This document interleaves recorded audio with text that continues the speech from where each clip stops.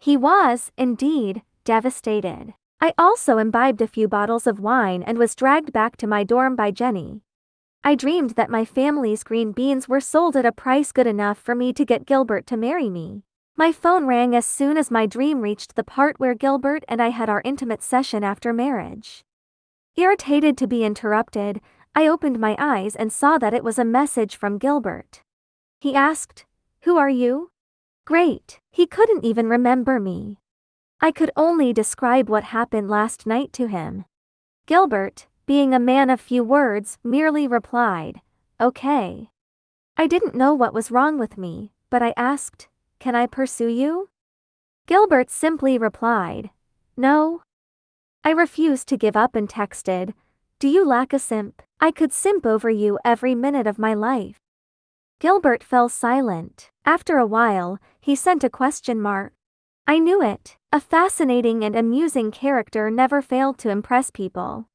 As such, I seized the opportunity to strike the iron while it was hot.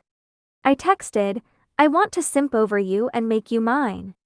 Gilbert sent me a smiling emoji, seemingly laughing at me. But I didn't care. That was how shameless I was. Pursuing a man was no big deal to me. Women tended to be moved by clingy and persistent men, and this should apply to men as well. I began formulating a plan in my mind, thinking I should first establish a close relationship with Gilbert before proceeding. That was how my first encounter with Gilbert went. As I was recalling the past, I fell asleep. I had a good, dreamless sleep. I wouldn't have woken up if the sun hadn't shone on my face. Women tended to be moved by clingy and persistent men, and this should apply to men as well. Undeniably, it felt too comfortable sleeping in my warm bed during the cold winter. Gilbert was sleeping on the couch. He looked extremely charming with long eyelashes and a tall nose bridge. His lips were plump and rosy, looking kissable. He liked oranges, so he was always exuding a faint citrus fragrance. I fell into a daze while gazing at him, remembering how I used to run after him in school. I didn't know if he was ever annoyed by me, but he never stopped me from following him. His eyelashes fluttered, and he opened his eyes. His groggy voice when he had just woken up was deep and magnetic, tugging at my heartstrings. "What are you doing?" I panicked and blurted out, "You smell so good." For a moment, an ambiguous atmosphere surrounded us. I blinked as I looked at the man before me, who blushed to the tips of his ears before turning away awkwardly. "How many times have you used this same trick?" He said, annoyed. That was a valid question. Back then, I said I would be Gilbert's simp. So, I cut down on my living expenses and ate pickles and plain bread every day so that I could gift him things. After basketball games, especially, the other girls would give the guys they liked mineral water, while I would prepare coffee and put it in a thermos to prevent the ice from melting. However, Gilbert pursed his lips and did not accept the coffee I prepared for him. "I don't like it. It's too sweet." I was overjoyed to hear that. The coffee was worth a few dollars. If he didn't like it, I could just go for lemon tea, which was only 60 cents. The next day, I went to Gilbert with lemon tea.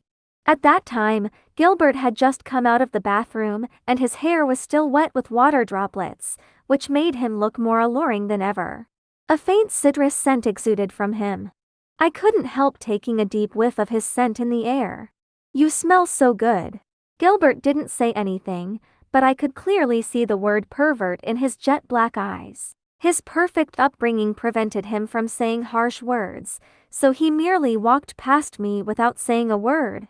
He never accepted all those things I tried giving him. In the end, I had to consume them all myself. I felt quite nostalgic upon recalling the past. It's not a trick. I mean what I say. Gilbert's ears had gotten so red it looked like they were about to bleed. Gilbert's ears had gotten so red it looked like they were about to bleed. He got up, smoothened the wrinkles on his suit, and cleared his throat. "Do you have a toothbrush? I'll take you to breakfast later." "Oh, you don't have to. Just let me do my job as your simp. I'll make you breakfast." I once cooked breakfast for Gilbert, and he commented, "Even Cookie's food is better than what you made." Cookie was Gilbert's cat. It was just as picky as Gilbert. He must have assumed that my cooking skills would have improved in 3 years. However, I couldn't cook at all. I survived by eating a variety of instant foods, including pre-made tacos. All I needed to do was heat them up. Gilbert squeezed the fork in his hand and watched in disbelief as I finished the tacos I made. I burped with satisfaction. Is this what you eat every day? He frowned and looked a little unhappy. I want you to move to my house today. I regarded him with confusion, and he coughed. He then explained. You wanted to live off me, right? In that case, you would have to come and live in my house, where you could stand before the window, overlook the entire city while holding a glass of red wine in your hand, and link arms with me, your sugar daddy. I sincerely invite you to come to my house and be my pet. Gilbert's eyes were good-looking, especially when he was looking at someone seriously. It was as if a sea of stars was in them, and I was the only person amidst his galaxy. I suddenly remembered that my relationship with Gilbert improved on a rainy day. I would greet him every day by sending him sweet nothings and asking what he was doing. That particular day, Gilbert told me that he was in the library. I looked at the gloomy sky outside and thought it would rain cats and dogs soon, so I reminded him to go back early. He didn't reply to me. I got worried, so I took an umbrella and went to find him. Halfway there, the rain fell, and dark clouds shrouded the sky. The sky had gotten so dark that at first glance, I thought night had fallen. Even with the umbrella, my shoulders were wet. Gilbert was a little surprised to see me. My hair was messy and my clothes were wet. I looked particularly disheveled, not to mention the wet umbrella that I was carrying. I reckoned that I looked terrible back then. Gilbert asked me, "What are you doing here?" I flashed him a silly smile. "I brought you an umbrella." He fell silent before smiling. Ronnie will drive to pick me up. He then said. I had totally forgotten the fact that scions like Gilbert wouldn't need umbrellas. I stared down at my toes awkwardly and hoped the ground would swallow me up. Are you free tonight? I'll treat you to a meal at the newly opened barbecue joint. You've always wanted to go there, right? I published a post on Instagram saying that I hoped someone would bring me to that barbecue joint so I could enjoy the food there. I looked up and saw Gilbert's sparkly eyes. How could this man be so charming? Ronnie was the one who came to pick us up. His impression of me was that I was an ordinary girl who was trying really hard to win Gilbert's heart. In other words, he didn't think I was a beauty. Ronnie was obviously surprised when he saw me, and he teased. Oh, whoa! Looks like the ugly duckling has finally gotten her Prince Charming. Although he was mocking me by saying I was the ugly duckling, I was in a good mood when I heard him. I had finally gotten my Prince Charming. In fact, I was so happy that I fixed my affectionate gaze on Gilbert. I had no idea if Gilbert had gotten my message, but he discreetly distanced himself from me and asked Ronnie to stop running his mouth. She's a lady. While emphasizing that I was a lady, he added seriously, Don't bully her. I had heard comments about Ronnie being a playboy, but they all described Gilbert as an aloof, serious, and chivalrous gentleman.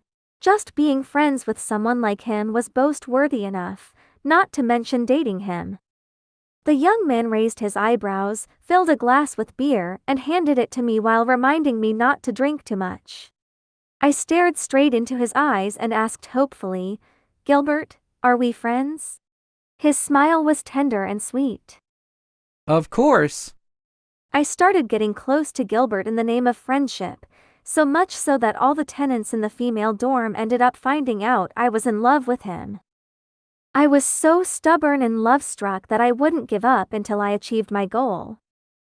I wouldn't miss any basketball game that Gilbert played in, and I wouldn't miss a single chance to express my love. Furthermore, I would always be on the lookout for any competitors who were trying to snatch him away from me. Even Ronnie was moved by how persistent I was and would tell me Gilbert's whereabouts from time to time. He would look at me while shaking his head. Cecilia, you'd better give up. Gilbert is a tough nut to crack. It's been a whole year. I feel tired seeing you running after him all day.